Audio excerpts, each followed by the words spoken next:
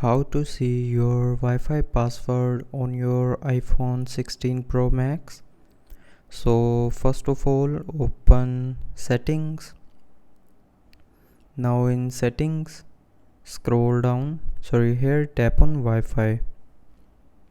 Now tap on this information icon with your connected Wi-Fi network.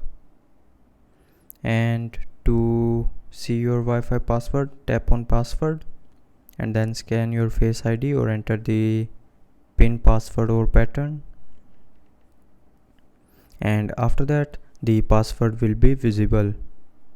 You can tap and hold on the password or tap on copy to copy the password. So that's how you can see your Wi-Fi password on your iPhone 16 Pro Max. So I hope you liked the video. Thanks for watching.